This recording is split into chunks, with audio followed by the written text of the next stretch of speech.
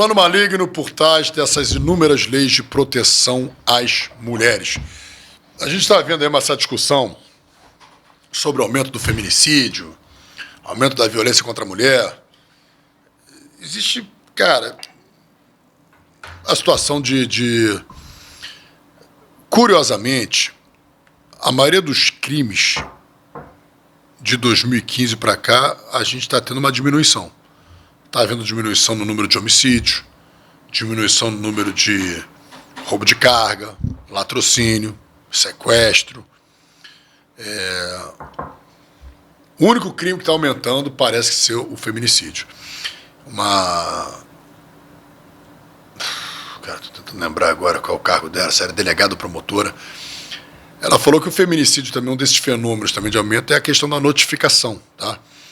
Existe uma orientação do CNH,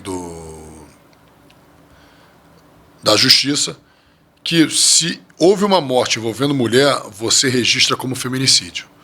Depois você vai ver se aquela morte veio no âmbito da violência doméstica, ou se era um latrocínio, mas você já registra como feminicídio. Então, está tendo muito questionamento sobre essa questão do aumento do feminicídio, mas isso tem sido muito usado, né, para implementar novas políticas e leis e tudo, né, sempre criando novas leis para proteger as mulheres. Então, a gente está vendo essa lei da misoginia agora que está acontecendo, e eu separei aí uma fala do professor Olavo de Carvalho, de 2017. Ele diz o seguinte: se os homens se omitirem em proteger as mulheres, que é o que está acontecendo, né? Você vê que homens hoje em dia estão se omitindo em proteger as mulheres.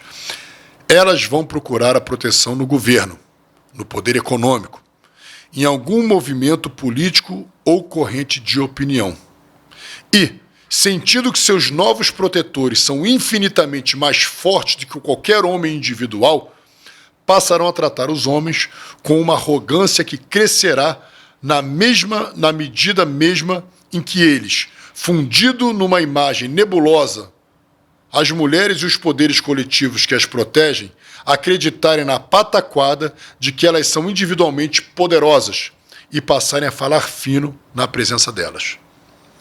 Então, você vê que homens estão se afastando de mulheres por causa dessas leis de proteção e agora essa lei da misoginia, já está tendo movimentos até mesmo de ter menos convívio com as mulheres. Eu não sei o que essa experiência social vai resultar, mas eu fiquei pensando, refletindo sobre isso, né? E aí eu vi um pouco essas declarações da Tabata Amaral, Érica Hilton, aquela Soraya Tronic,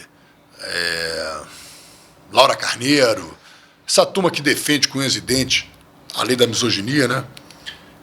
E elas alegam algumas coisas, que, por exemplo, esse discurso, né, o discurso de ódio, de aversão às mulheres, isso na verdade é o que fomenta a violência, que isso é uma ideia, que você é uma opinião, que amanhã pode virar uma política pública.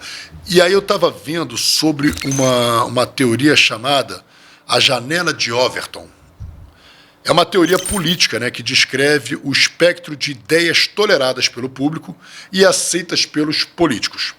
Uma ideia passa de impensável para uma política pública, não pela mudança de opinião dos políticos, mas porque o debate é movido gradualmente, alterando o que a sociedade considera normal. O espectro de aceitação costuma ser dividido em 6 estágios. Primeiro é o impensável, é uma ideia considerada um tabu ou absurda. Exemplo, pedofilia. É uma ideia absurda, uma ideia completamente absurda. Porém, e uma ideia radical, né? Ela começa a ser mencionada primeiro por grupos marginais, mas é rejeitada pela maioria. Você vê que pouco a pouco a pedofilia tem sido colocada como uma coisa, não é um crime, é uma doença, é um distúrbio da pessoa. E isso é uma ideia que é rejeitada pela maioria. Com o tempo, essa ideia começa a se tornar aceitável. A sociedade começa a debater o tema como algo tolerável. Hoje já tem pessoas falando, não, realmente a gente de repente tem que tratar, o pedófilo não pode ser tratado, é uma questão de saúde mental e tal, não sei o quê. A ideia passa depois a ser vista como uma solução racional, ou seja, ela começa a ser sensata. Daqui a pouco essa ideia começa a ser popular. a maioria da população já começa a apoiar essa ideia. E aí ela se torna uma política pública. A ideia vira lei, norma ou uma norma oficial.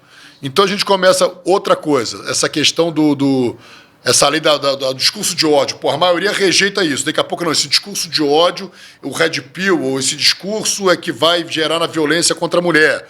Então, no final das contas, a esquerda usa muito esse método, né, da janela de Overton para poder criar políticas públicas favoráveis. Só que, nesse momento, agora ela está usando essa mesma teoria, esse mesmo argumento para censurar. O que ela fala? Não, esse discurso, essa piada, isso que ele está falando, essa opinião, é uma coisa que é absurdo isso aí. Só que se nós permitirmos que ele continue dando a sua opinião, daqui a pouco vai começar a ser aceitável pela sociedade. E daqui a pouco essa ideia vai passar a ser vista como uma solução racional. E daqui a pouco vira lei, uma norma oficial. Por exemplo, o cara que criticou sobre o voto feminino. O cara disse que a mulher vota mal. Aí depois teve até um debate do Café com Teu Pai, o Breno, junto com aquela Pietro Bertolone, enfim, Bertolone, será o nome dela. O Café com Teu Pai, desculpa, ele nunca falou sobre voto feminino. Mas a Pietra, ela fala que é contra o voto feminino. E aí caíram de pau nela, tal. Só que a Pietra, cara, você tem que pegar o discurso dela dentro de um contexto.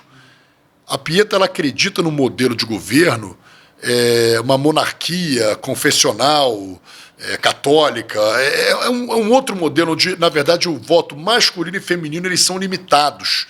Então, assim, é dentro de um outro contexto, mas esses grupos precisam censurar a ideia dela, precisam censurar a opinião dela, porque eles têm medo de que essa opinião amanhã comece a ser aceitada por algumas pessoas, concordarem com essa opinião, e amanhã virar uma política pública.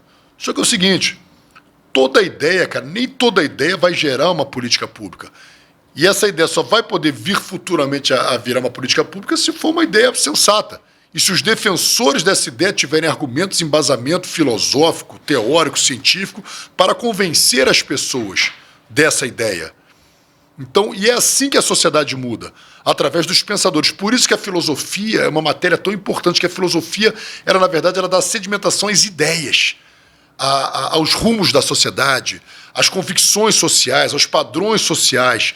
Por isso que os filósofos, até um tempo atrás, eram pessoas perigosas. Eles que mudavam a cabeça das pessoas, porém mudavam através de argumento, observação, estudo, ciência e através do convencimento. O problema é quando você quer implementar ideias através da força. E é isso que está acontecendo. Você pode condenar um discurso misógino, que você diz, através de ideias e convencimento, que as pessoas parem com isso. Porém, o que está acontecendo é a utilização da força do Estado para intimidar, para punir, para... Como essa lei da misoginia, que pode chegar a 5 anos de prisão, e a Janja, ainda não definiram o que é misoginia, nem o que é mulher. Mas a própria Janja, esses dias, falou que as pessoas que criticam os gastos que ela tem como primeira-dama, isso é um ato de misoginia. Ou seja, nem criticar uma pessoa pública que está ali viajando com dinheiro público, que é sustentada com dinheiro público, você pode.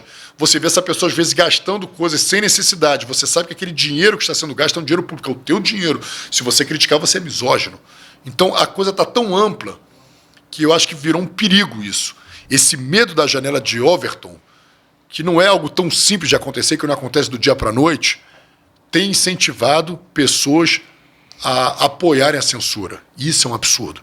Porque você vai falar de Flávio Bolsonaro, vai falar de Lula. Por que que eu acredito que o Flávio é o melhor candidato? Porque eu não vejo ele lutando e se movimentando para censurar pessoas, para censurar canais, para calar opositores. Então, se eu não sou calado e o Flávio entra, eu tenho voz para criticá-lo e tirá-lo do poder.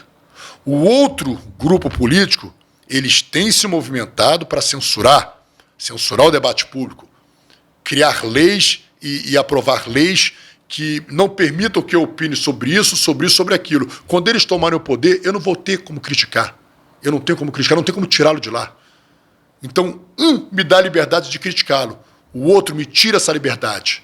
Então, Quando esse aqui estiver no poder, se eu tenho a liberdade para criticá-lo, eu tenho o poder de retirá-lo. Se esse aqui não me dá a liberdade de criticá-lo, ele vai ficar lá pro resto da vida. Porque eu não posso apontar os seus erros. Eu não posso convencer as pessoas de que aquilo está errado. Eu não tenho espaço de crítica. Por isso que a liberdade de expressão é o pilar de toda democracia. Se retiram isso de você, você não tira mais quem está lá no poder. Porque você perdeu a sua capacidade de criticar, de se expressar e de apontar o que você acha certo e errado e até de propor uma solução melhor. Romo. É isso aí, cara. Opinião do Rafa. Concluiu bem. Vamos seguir? Tu viu o caso do